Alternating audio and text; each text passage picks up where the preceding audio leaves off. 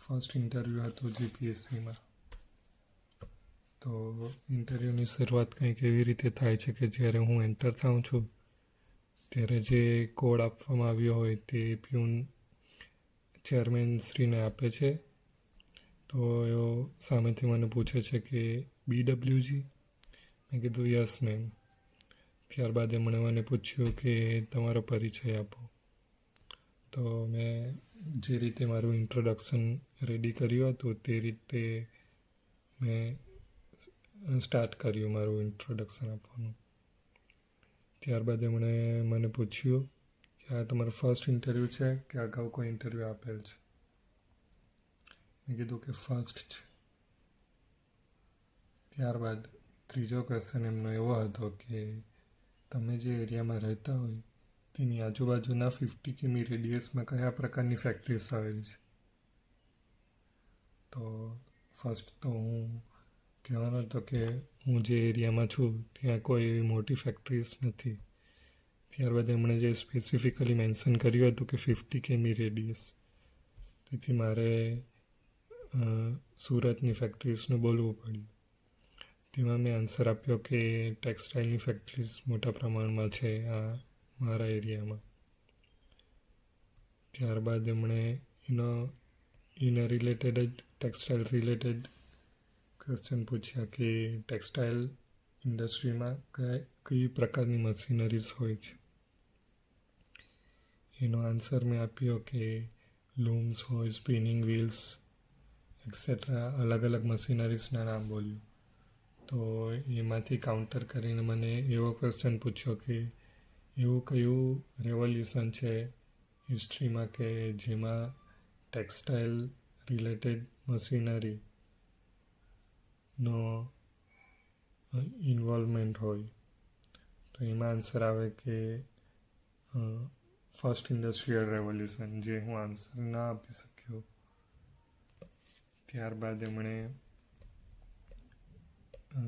Next question કર્યો કે 2021માં તમે ગ્રેજ્યુએશન ફિનિશ કર્યું, ત્યારબાદ તમે પ્રિપરેશન કઈ રીતે સ્ટાર્ટ કરી? અને એમણે એડ પણ કર્યું કે યુટ્યુબથી કરી કે પછી કોઈ કોચિંગ દ્વારા. તો મેં આન્સર આપ્યો કે કોચિંગ લીધું હતું અને તેની નોટ્સ પ્રિપેર કરીને તે રીતે હું રિવાઇઝ કરીને હું પ્રિપેરેશન કરું છું. તો એમણે એ ક્વેશ્ચનમાં કાઉન્ટર ક્વેશ્ચન પૂછ્યો કે કોચિંગની નોટ્સ આટલા ટાઈમ પછી પણ તમને કામ આવે છે? એકને એક નોટ રિવાઇઝ કરવાથી બેનિફિટ થાય છે? મેં કીધું કે ના, એકલી કોચિંગની નોટ્સ રિવાઇઝ કરવા ઉપરાંત હું પીવાયક્યુના જે ટૉપિક્સ હોય એને પણ એડ કરું છું અને એનું પર રિવિઝન કરું છું. ત્યારબાદ જે ડાયરેક્ટર સર હતા તેમણે મને ક્વેશ્ચન પૂછ્યો કે તમારી કોલેજમાં જે વર્કશોપમાં મશીન્સ હતા તેના વિશે જણાવો. તો મેં બધા મશીનના નામ 1 by 1 બોલ્યો. તો એમણે લેથ મશીનમાંથી કાઉન્ટર કરીને એક ક્વેશ્ચન પૂછ્યો કે ટરેટ લેથ અને કેપ્સ્ટન લેથનું ડિફરન્સ શું છે? મને આન્સર ખબર ન હતી એટલે મેં ડાયરેક્ટલી કીધું કે sorry sir, I don't no this answer. ત્યારબાદ એમણે બીજો ક્વેશ્ચન પૂછ્યો કે શેપર મશીન અને મિલિંગ મશીન હતું, એમાં શું ડિફરન્સ હોય? એનો મેં આન્સર વ્યવસ્થિત રીતે, સેટિસ્ફેક્ટરી રીતે આપ્યો. ત્યારબાદ એમણે વેલ્ડિંગ મશીન રિલેટેડ ક્વેશ્ચન પૂછ્યો, આર્ક વેલ્ડિંગ, ગેસ વેલ્ડિંગમાં મેજર ડિફરન્સ પૂછ્યું. ત્યારબાદ એમણે મને પ્રોજેક્ટ રિલેટેડ પૂછ્યું. તો પ્રોજેક્ટ મારો હતો self balancing 2-wheeler prototype using principal of gyroscope. તો મારો પ્રોજેક્ટ જે એકચ્યુઅલી મેકાટ્રોનિક્સને ડોમેનને રિલેટેડ હતો. તો સરને એવું લાગ્યું કે 2-wheeler છે એટલે ઓટોમોબાઈલ રિલેટેડ પૂછું. તો એમણે મને ઓટોમોબાઈલ મેન્યુફેક્ચરિંગની પ્રોસેસ રિલેટેડ ક્વેશ્ચન કર્યા. એ પ્રોસેસમાં કયા હઝાર્ડ છે એનો આન્સર મેં આપ્યો પણ કદાચ એમને એટલો સેટિસ્ફેક્ટરી ના લાગ્યો. ત્યારબાદ એમણે બીજો ક્વેશ્ચન પૂછ્યો કે ગ્રેજ્યુએશનને લઈને તમને આટલો 3 વર્ષનો ટાઈમ થઈ ગયો, તો અત્યાર સુધી તમે ફેક્ટરી કે ઇન્ડસ્ટ્રીની વિઝિટ કરી કે પછી ઇન્ટરવ્યૂના પર્પઝ માટે તમે સ્પેશિયલી કોઈ ફેક્ટરીમાં વિઝિટ કરવા ગયો હોય એવું થયું? તો મેં કીધું કે ના, મેં કોઈ ફેક્ટરીની વિઝિટ નથી કરી. કોલેજ દરમિયાન જે ઇન્ડસ્ટ્રીયલ વિઝિટ હતી તેમાં હું ફેક્ટરીની વિઝિટ કરી હતી. તો એમણે કોલેજ દરમિયાન જે અમને અલગ અલગ વિઝિટ કરાવેલી એના રિલેટેડ પૂછ્યું કે કયા ટાઈપની ઇન્ડસ્ટ્રીમાં તમે વિઝિટ કરી છે. તો મેં આન્સર આપ્યું કે સ્ટીલ યુટેન્સિલ મેન્યુફેક્ચરિંગ, ત્યારબાદ કાસ્ટિંગ ઇન્ડસ્ટ્રી હતી, ત્યારબાદ અમને એક ડેમની વિઝિટ માટે પણ લઈ ગયેલા. તો એમણે સ્ટીલ યુટેન્સિલ મેન્યુફેક્ચરિંગ ફેક્ટરીને પોઈન્ટ આઉટ કરીને પૂછ્યું કે એમાં સ્પેસિફિકલી કયા હઝાર્ડ રહેલા છે. તો મેં હઝાર્ડ 1 by 1 ડિસ્ક્રાઈબ કર્યા. ત્યારબાદ જીપીએસસી મેમ્બર જે ચેરમેન હતા, પેનલ મેમ્બર, તેમણે મને ક્વેશ્ચન પૂછ્યો કે કઈ કોલેજમાં ગ્રેજ્યુએશન કર્યું. મેં એક પ્રાઇવેટ યુનિવર્સિટીમાં કર્યું હતું. તો મેં જે આન્સર બોલ્યો તો એમને કદાચ ફર્સ્ટ ટાઈમમાં ખબર નહીં હશે, તો સેકન્ડ ટાઈમ પૂછ્યું. સેકન્ડ ટાઈમ હું બોલ્યો ત્યારે પણ એમને કદાચ ખબર નહીં પડી, તો લેટ ગો કર્યું. અને પછી નેક્સ્ટ ક્વેશ્ચન આ જે સબ્જેક્ટ એક્સપર્ટ હતા પ્રોફેસર, એમના દ્વારા મને પૂછવામાં આવ્યો કે પ્રેશર વેસલ એટલે શું, ખબર છે? તો મને એનો આન્સર ખબર હતો એટલે મેં આન્સર આપ્યો.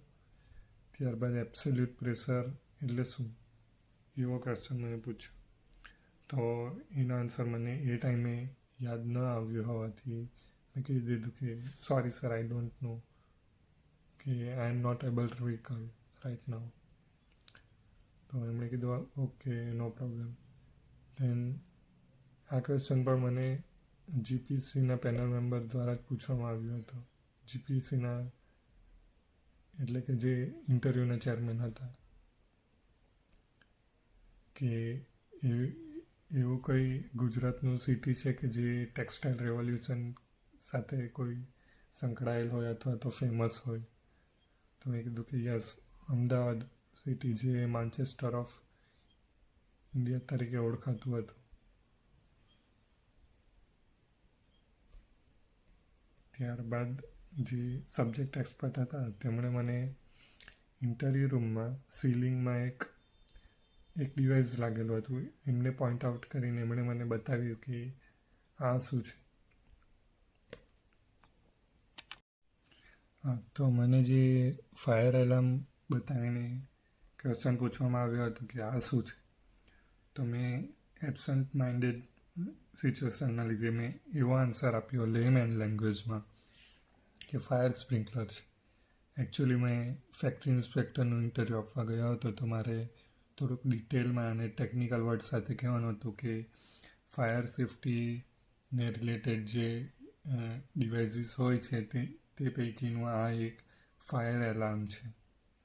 તો એવી રીતે હું ટેકનિકલી લેંગ્વેજમાં આન્સર ના આપી શક્યો, તેનાથી કદાચ એમણે નેગેટિવલી લીધું. તેનાથી શું થાય એવો પણ કાઉન્ટર ક્વેશ્ચન પૂછ્યો. કઈ રીતે વર્ક કરે, વર્કિંગ મને ડિટેલમાં ખબર ન હતી, તેથી મેં કહ્યું કે I am not able to recall right નાઉ.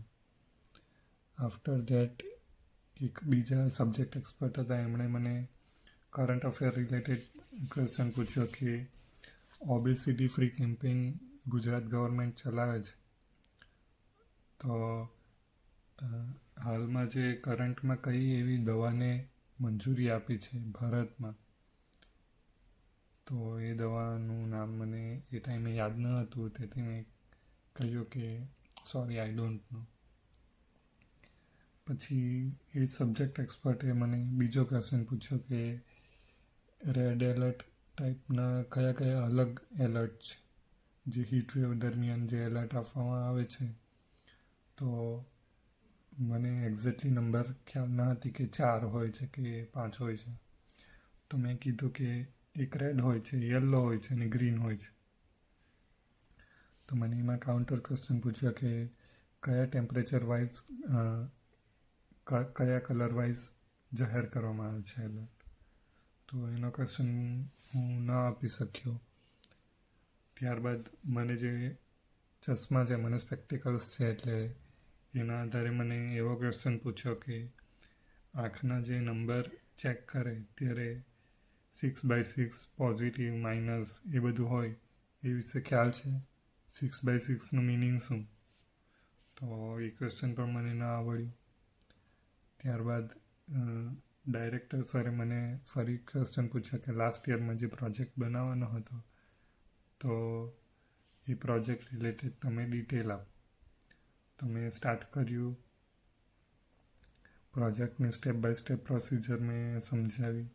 પણ અનફોર્ચ્યુનેટલી એમાં એવું થયું કે હું પ્રિસાઇઝ મેનરમાં એમને ડિસ્ક્રાઇબ નહીં કરી શક્યો. થોડું સ્ટોરી ટાઈપ થઈ ગયું, તેથી એમને કદાચ એ થોડું નેગેટિવલી લીધું એ વસ્તુ કે હું પ્રિસાઇઝ અને કન્સાઇઝ મેનરમાં ડિલિવર ન કરી શક્યો.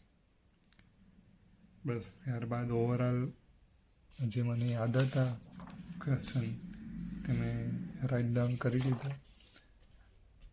અને ઓવરઓલ જે મને ઓનલી 22 માર્ક્સ મળ્યા આઉટ ઓફ 100 ઇન્ટરવ્યૂમાં.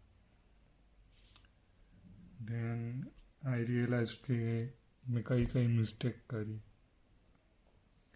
ટેકનિકલી મારે જેટલું સ્ટ્રોંગ હોવું જોઈતું હતું એટલું હું ત્યાં અપિયર ન થઈ શક્યો કે મેં આટલા ટાઈમથી પ્રિપરેશન કરું છું તો હું આટલો ટેકનિકલી સ્ટ્રોંગ છું.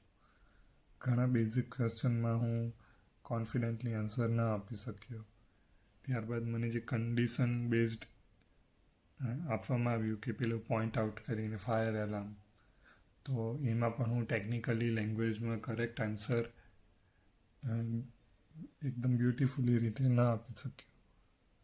પ્રોજેક્ટ રિલેટેડ ક્વેશ્ચનમાં બી મેં સ્ટોરી ટાઈપ થોડુંક મારું ચાલ્યું ગયું, એના લીધે ડિસએડવાન્ટેજ રહ્યો. અને મેં ઇન્ટ્રોડક્શનમાં કીધું હતું કે હું ટેકનિકલ ઉપરાંત નોન ટેકનિકલની પણ પ્રિપેરેશન કરું છું. એના લીધે એમણે મને જીએસ રિલેટેડ ક્વેશ્ચન પૂછ્યા. અને જીએસમાં એક તો હિસ્ટ્રીનો પણ પૂછ્યો અને એક જે કરંટનો પૂછ્યો, ઓબેસિટી કેમ્પેઇનવાળો, કઈ દવાવાળો. તો એનો પણ આન્સર ના આપી શક્યો. તો એવી ઘણી બધી નાની મિસ્ટેકના કારણે ઓનલી મને 22 આઉટ ઓફ 100 માર્ક્સ મળ્યા.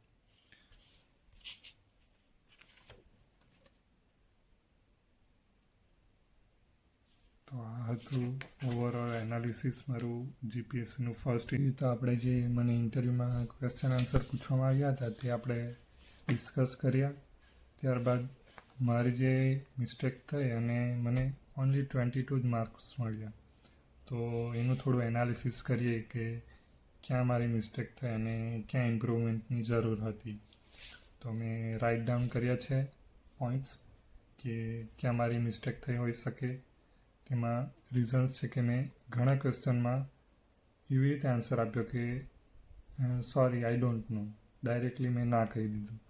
તો એ ટાઈમે મારે થોડું પોઝ લઈને થોડું વિચારીને પછી મારે કહેવાનું હતું કે સોરી આઈ ડોન્ટ નો. તો એ કદાચ નેગેટિવ ગયું હોઈ શકે કે એમને એવું લાગ્યું કે આ વિચાર્યા વગર જવાબ આપી રહ્યું છે. ત્યારબાદ આઈ કોન્ટેક્ટ હું પ્રોપર ન જાળવી શક્યો, એના લીધે પણ માર્ક્સ કટ થયા હોવા જોઈએ.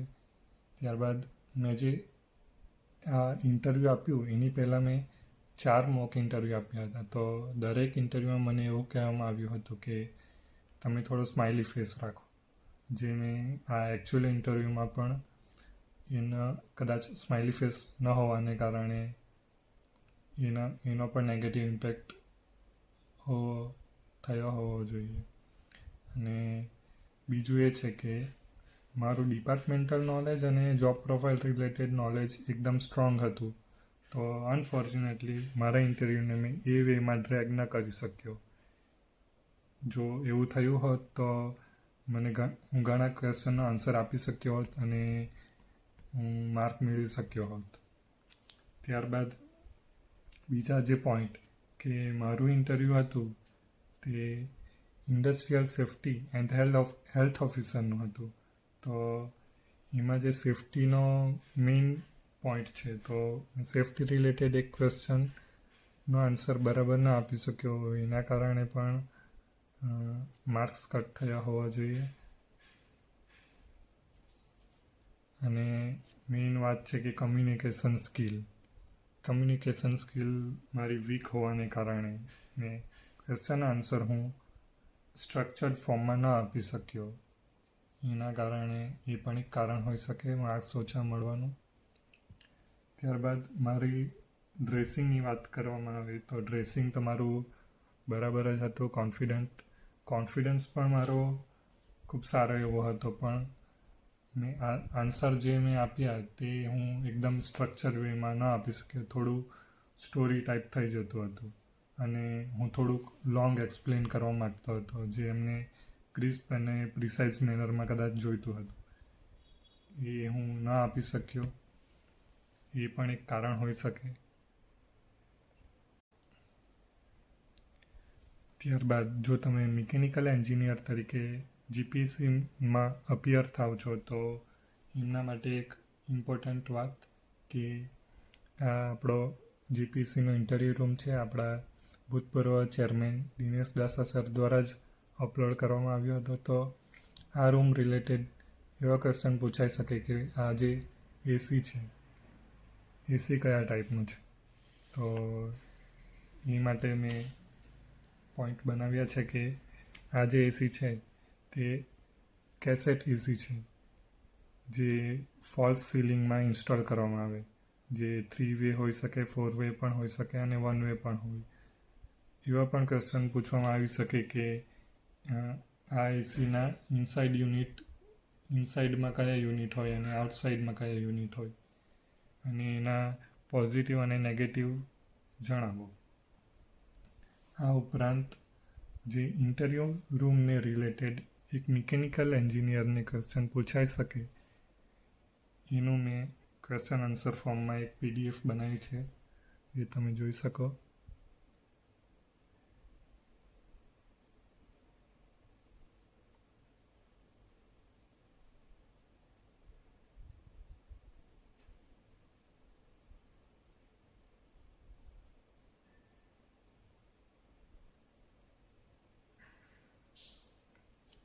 ઓકે, તો આ હતું મારું ઇન્ટરવ્યૂમાં જે મારી મિસ્ટેક થઈ એનું એનાલિસિસ. અને આ વિડીયો બનાવવાનો મેઇન તો 2 પર્પઝ છે કે એક તો મારી કમ્યુનિકેશન સ્કિલ વીક છે, એમાં પણ થોડું ઘણું ઇમ્પ્રૂવ થાય, અને જેને હેલ્પ જોઈતી હોય, જેને ઇન્ફોર્મેશન જોઈતી હોય તેના માટે આ વિડીયો હેલ્પફુલ થઈ શકે. Okay, thank you.